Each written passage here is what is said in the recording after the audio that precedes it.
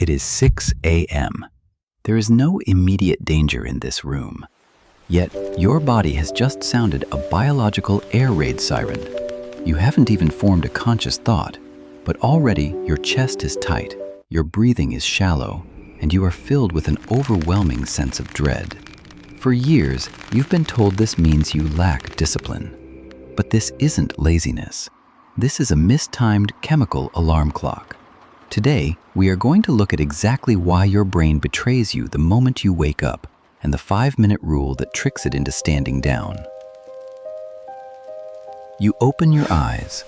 The apartment is perfectly silent, wrapped in the heavy, cold shadows of the pre-dawn. Externally, you are completely safe.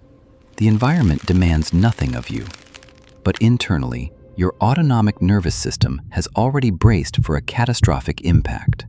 Before you can even move your hands to push back the blankets, you are caught in a profound vulnerability window known as sleep inertia. This is a distinct, heavily researched transitional state. It is a moment where the brain's higher-order logic, the sophisticated areas responsible for reasoning, emotional regulation, and context, has not fully booted up.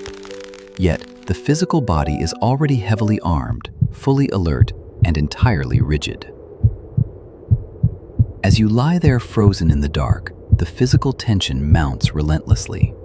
It feels as though your own physiology has turned against you. This is not just a bad mood or a lack of motivation. In the intricate, specialized fields of chronobiology and endocrinology, researchers observe exactly how our bodies map and anticipate the passage of time without our conscious input. Your internal clock, your circadian rhythm, is attempting to prepare you for the day's physical demands. But right now, in the stillness of the bedroom, it feels less like waking up and far more like a sudden, violent adrenaline spike. Your groggy, waking mind, suddenly experiencing this intense sympathetic activation, desperately tries to make sense of the racing heart and the constricted breathing. Because of the temporary executive dysfunction inherent to sleep inertia, the brain simply cannot rationally contextualize this massive physical arousal. It feels the danger, so it assumes a threat must exist somewhere in the room or in your life.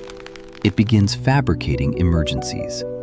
It frantically scans your upcoming calendar, your past mistakes, your unread messages, your ongoing conflicts, trying to find a psychological reason for what is, in reality, a purely physiological state. And then the dread peaks. It feels as though a physical weight is crushing your chest, tightening a sharp thread around your ribs and freezing the breath in your lungs. It is agonizing, and it is entirely real. You can feel the paper-thin margins of your own resilience folding inward. The critical mistake we make in this exact moment is treating this physical sensation as a dark prophecy for how the entire day will unfold. Or, even more damaging, we view it as a direct, humiliating reflection of our personal character.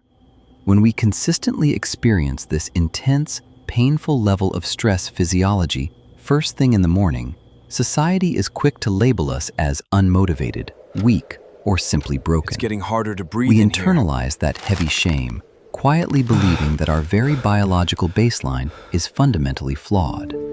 We think we are failing at the simple, basic act of waking up. But we need to look closer at the quiet, invisible mechanics of what is actually pulling that internal thread.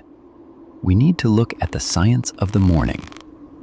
This sudden, suffocating terror is driven by a very specific, highly measurable mechanism called the Cortisol Awakening Response. Every single morning, a healthy human brain naturally spikes cortisol levels by anywhere from 50 to 160% within the first 30 to 45 minutes of opening your eyes. It is important to understand that this is not a malfunction.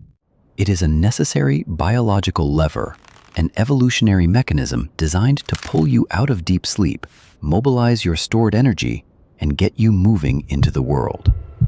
However, modern neuroscience clearly shows us that when you have been operating under the heavy, prolonged weight of chronic stress, this entire system changes its behavior. The intricate network responsible for managing your stress hormones and survival responses, the hypothalamic pituitary adrenal axis, or HPA axis, becomes deeply dysregulated over time. The baseline shifts dramatically. Instead of delivering a gentle, carefully calibrated chemical nudge to wake you up, your exhausted system deploys a maximum capacity survival level alarm. It assumes you are waking up into a war zone. This is the central mechanism. This is the quiet reality you need to hear. The intense dread you feel the second you wake up is not a moral failing. It is not a sign that you are too weak for your own life or that your day is already ruined. It is simply your biology over-calibrating. It is a chemical echo of past stress, misfiring loudly in the absolute quiet of the morning. You are experiencing a biological process happening to you, not a profound, unchangeable truth about you. So how do you navigate an alarm that you cannot simply reach out and turn off? You stop fighting it. You stop trying to solve your entire life before your feet have even touched the floor. When you force a groggy, chemically panicked brain to instantly engage with complex tasks, digital demands, or heavy planning, you introduce a massive cognitive load right at the exact moment when your nervous system is at its most fragile and reactive. Instead, evidence suggests a completely different, almost uncomfortably quiet approach. Waiting. You let the chemicals metabolize. You slowly sit up. You let the heavy blankets fall. You put your feet flat on the cold floorboards.